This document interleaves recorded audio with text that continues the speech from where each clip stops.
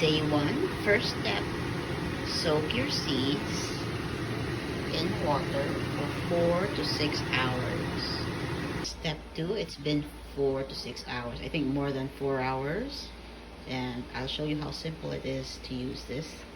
So you simply lift the tray. Yan, patuluin nyo lang. And then you discard this water. Tapon ko na yung tubig. Now you just put the tray back on. And you don't have to add any more water. And then you simply cover it with a damp towel. Yan. So I use a dark towel para hindi siya tulusot na ng ilaw.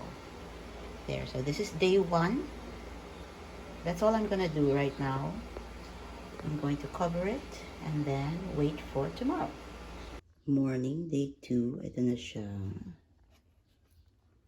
Yan, may mga puti-puti na. You'll see their sprouts. And there's no water under, ha? Wala. But you will see meron ng mga roots na lumalabas. And all I do is, I turn on the water.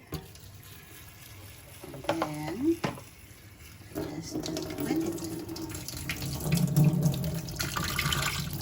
And basahin mo lang siya. Make sure the towel is wet. And let it drip. Balik mo lang siya. And leave it. Do that again tonight.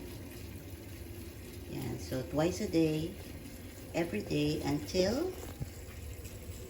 the TOGE grows the height that you want. And if you lift this, you will see meron na siyang mga ugat.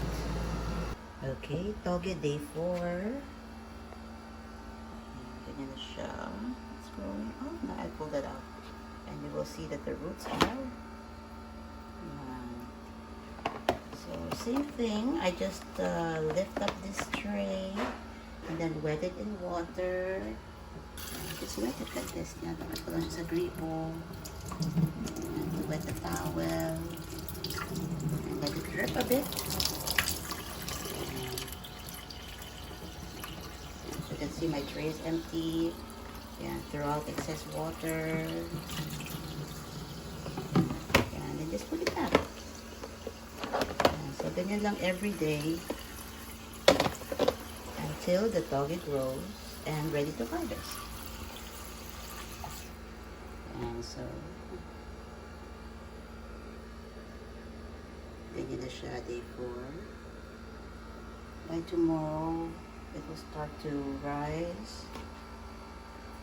And you can harvest it actually after 1 inch or 2 inches, but I usually grow it up to 3. I just cut them up. And look at the roots on this one.